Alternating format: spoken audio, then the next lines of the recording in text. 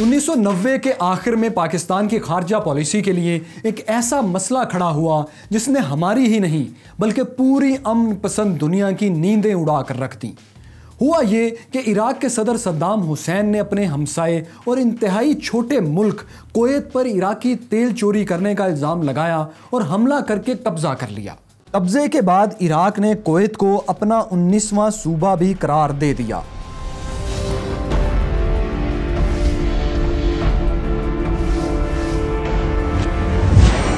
ان دنوں عراق عرب دنیا کی بڑی فوجی اور صنعتی طاقت تھا، جس کے پاس اسکڈ میزائل اور کیمیائی ہتھیار بھی تھے۔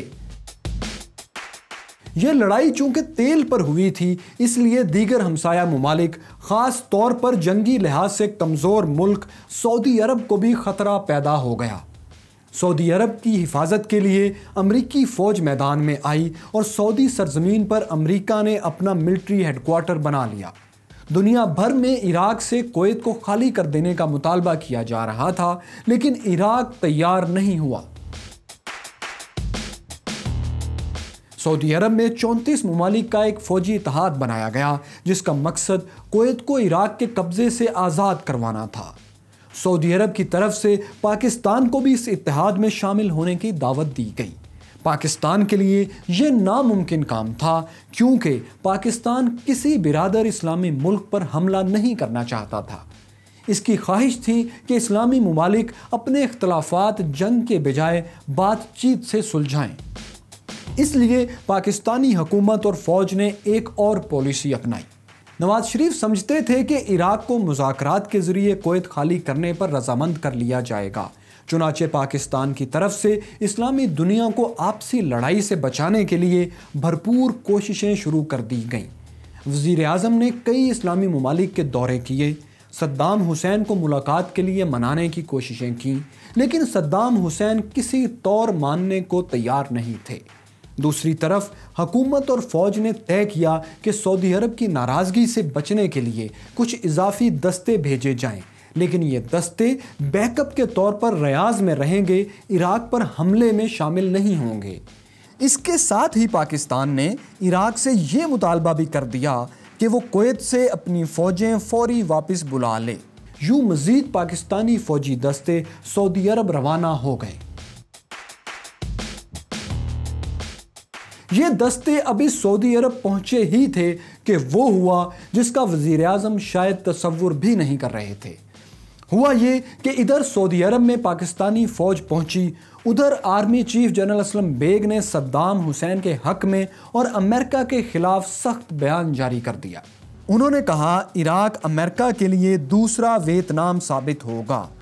آرمی چیف نے خلیج کی جنگ میں مسلم ممالک کے درمیان پل کا کردار ادا کرنے کے بجائے اسے ایک یہودی سازش قرار دے دیا۔ اب عوامی سطح پر آرمی چیف کے بیان سے یہ تاثر پھیلا کہ وزیر اعظم نے آرمی چیف کی مرضی کے بغیر صدام حسین کے خلاف پاک فوج کو لڑنے کے لیے بھیج دیا ہے۔ اس صورتحال نے نواز شریف کے لیے بڑی مشکل کھڑی کر دی اور بات یہی ختم نہیں ہوئی۔ سعودی سفیر نے تو فوج بھیجنے پر پاکستان کا شکریہ ادا کیا تھا، لیکن جنرل بیگ کے اب کے بیان کے بعد پاکستان میں رائے عامہ صدام حسین کے حق میں ہموار ہونا شروع ہو چکی تھی۔ اچانک عراقی صدر صدام حسین کی تصویریں فٹ پاتھوں پر بکنے لگیں۔ پاکستان کی سڑکوں پر صدام حسین کے حق میں مظاہرے ہونے لگے۔ انجمن طلبہ اسلام نے امریکہ کے خلاف جہاد کے لیے ہزاروں نوجوانوں کو رضاکارانہ بھرتی بھی کر لیا۔ جماعت اسلامی نے عراقی اسکڈ میزائلوں کے ساتھ جلسے جلوس شروع کر دیے۔ یوں ماحول بنایا گیا جیسے صدام حسین عالم اسلام کے بہت بڑے ہیرو ہیں اور کفر کی طاقت یعنی امریکہ سے ٹکرا گئے ہیں۔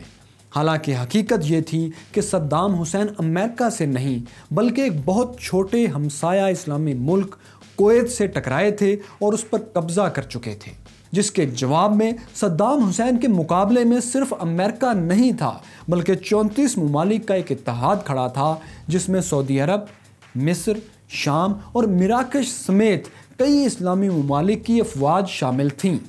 یہ بھی یاد رکھنا چاہیے کہ صدام حسین کویت سے پہلے ایک اور اسلامی ملک ایران سے بھی طویل جنگ کر چکے تھے، جس میں امریکہ اور برطانیہ، صدام حسین کے اتحادی تھے۔ صدام کے جہازوں پر امریکی پرچم لہراتا تھا اور برطانوی فوج عراقی فوج کو کیمیائی ہتھیار بنانا سکھاتی تھی۔ تو خیر، یہ سب حقائق بتانے کا مقصد یہ ہے کہ صدام حسین کی جنگ اسلام اور کفر کا معرکہ ہرگز نہیں تھا، لیکن پاکستان میں صدام حسین کی حمایت میں ایک فضا قائم کر دی گئی۔ ادھر 34 ممالک کے اتحاد نے تابڑ توڑ حملوں سے عراق کی اینٹ سے اینٹ بجا دی۔ عراق کی صنعتی اور فوجی طاقت ختم ہو کر رہ گئی۔ عراق جنگ میں پاکستان کے کردار کے حوالے سے جو تنازع پیدا ہوا، اس کے نواز شریف کو 2 نتائج بھگتنے پڑے۔ عراقی اتحادی جماعت جمعیت علماء اسلام پاکستان حکومت سے الگ ہو گئی اور ان کے نمائندے مولانا عبدالستار نیازی نے استعفیٰ دے دیا۔ دوسرا نتیجہ یہ ہوا کہ نواز شریف اور army chief general Aslam Beg کے تعلقات بگڑ گئے۔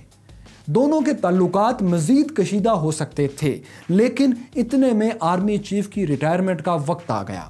اب نئے آرمی چیف کی تقرری ہونا تھی اور یہ کہانی بھی دلچسپی سے خالی نہیں ہے۔ نواز شریف جنرل اسلم بیگ کی سیاسی معاملات میں مداخلت سے خوش نہیں تھے، اس لیے وہ انہیں کسی صورت ایکسٹینشن نہیں دینا چاہتے تھے۔ اس وقت نئے آرمی چیف کو صدر مملکت وزیر اعظم کے مشورے سے تعینات کیا کرتے تھے۔ چنانچہ صدر غلام اسحاق خان نے نئے آرمی چیف کے لیے نواز شریف سے 3 سینئر موسٹ جنرلز کے بارے میں مشورہ مانگا۔ ان 3 میں جنرل شمیم عالم، جنرل حمید گل اور جنرل آصف نواز جنجوعہ شامل تھے۔ تیسرے جنرل یعنی آصف نواز وزیر اعظم کو اور وزیر اعظم ان کو بالکل پسند نہیں کرتے تھے۔ نواز شریف نے آج تک یہ تو نہیں بتایا کہ انہوں نے کس کا نام دیا، مگر یہ واضح تھا کہ انہوں نے جنرل آصف کا نام تو ہرگز تجویز نہیں کیا تھا۔ لیکن صدر مملکت نے جنرل آصف نواز جنجوعہ ہی کو آرمی چیف تعینات کر دیا۔ شاید یہی وجہ تھی کہ جنرل جنجوعہ کی تقرری کے بعد وزیر اعظم ہاؤس اور GHQ میں ایک تناؤ کی کیفیت مسلسل رہی۔ صدر، مذہبی جماعتوں اور GHQ سے مسلسل خراب تعلقات تو محض ابتدا تھے۔ اصل چیلنج اور تابڑ توڑ حملوں کا سلسلہ تو اب شروع ہونے کو تھا، کیونکہ opposition leader Benazir Bhutto London سے پاکستان واپس آ چکی تھیں اور انہوں نے نواز شریف حکومت گرانے کے لیے صدر سے ملاقاتیں بھی شروع کر دی تھیں، اور یہ وہی صدر تھے جنہوں نے بینظیر بھٹو کی حکومت بھی ختم کی تھی۔ یہ کہانی بھی آپ کو سنائیں گے، لیکن اس سے پہلے آپ کو بتائیں گے کہ جب پاکستانی ٹیم ورلڈ کپ 1992 کے فائنل کی تیاری کر رہی تھی تو اخبارات میں کیا پروپیگنڈا کیا جا رہا تھا، اور یہ بھی بتائیں گے کہ ورلڈ کپ 92 کا فائنل میچ جب میلبرن میں چل رہا تھا تو پاکستان میں ٹی وی اسکرینوں کے ساتھ کیا سلوک ہو رہا تھا۔ یہ کہانی شاید اس سے پہلے آپ نے نہ سنی ہو۔ یہ سب آپ کو دکھائیں گے، لیکن پاکستان کہانی کی اگلی قسط میں۔ اگلی ایک ساتھ بر وقت دیکھنے کے لیے دیکھو سنو جانو کو سبسکرائب کیجئے، بیل آئیکن پر ضرور کلک کیجئے تاکہ ہر اپڈیٹ آپ کو بر وقت مل سکے۔